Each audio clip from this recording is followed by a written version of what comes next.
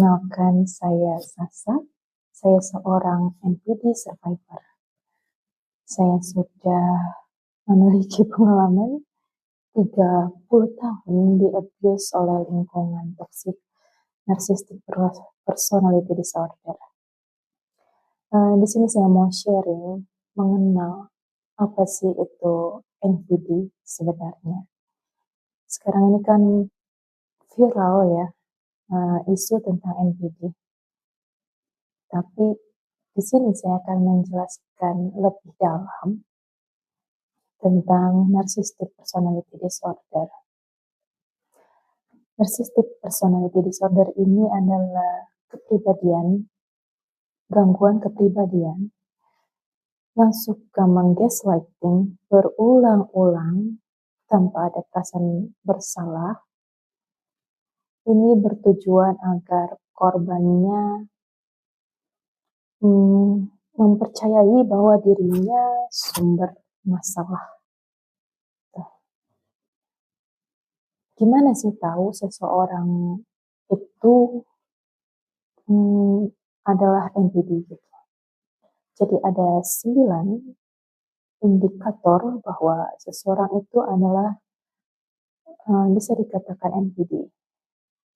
Suspek. Punya 5 aja dari 9 indikator itu bisa dikatakan ya suspek NPD lah. Apa aja sih 9 kriteria seseorang bisa dianggap narcissistic personality disorder?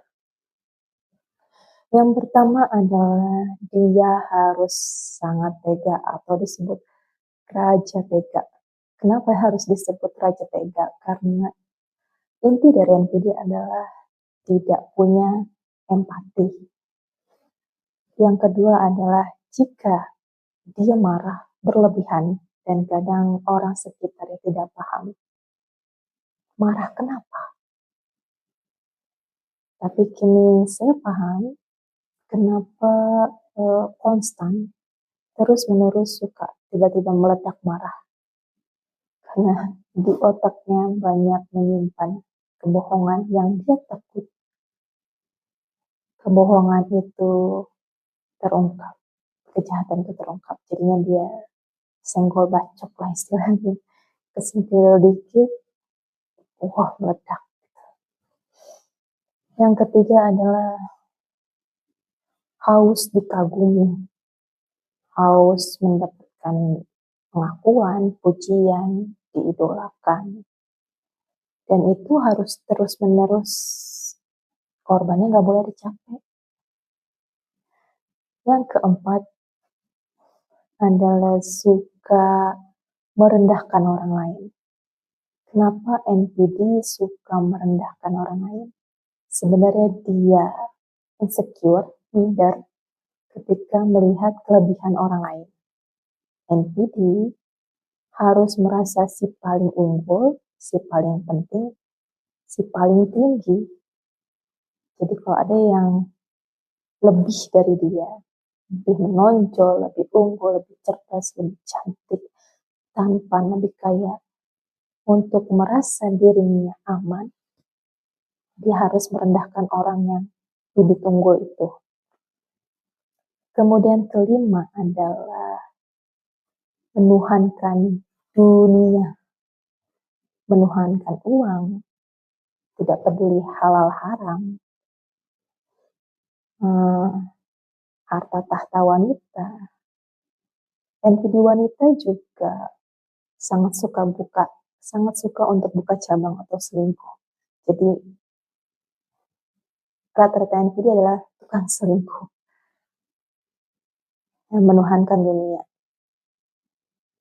Dan ini menuhankan dunia ini bebas gitu, aturan agama, norma masyarakat, moral etika, I don't care, this is NPD.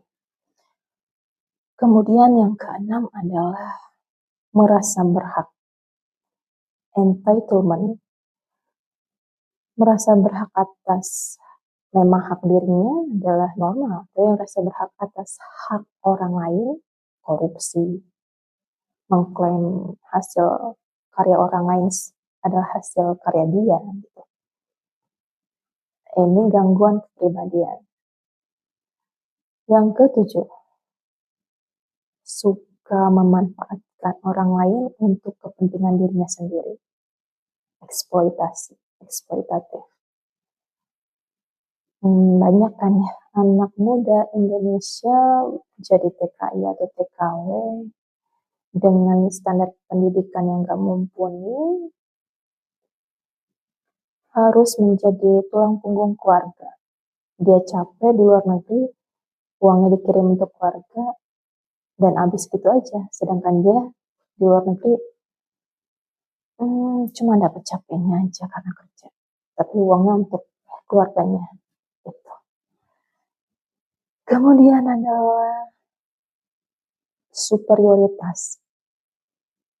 Dia harus itu karena merasa paling penting, tidak ada yang boleh di atas dia gitu. Dialah yang paling atas. Bahkan mengklaim dirinya nyaris Tuhan gitu.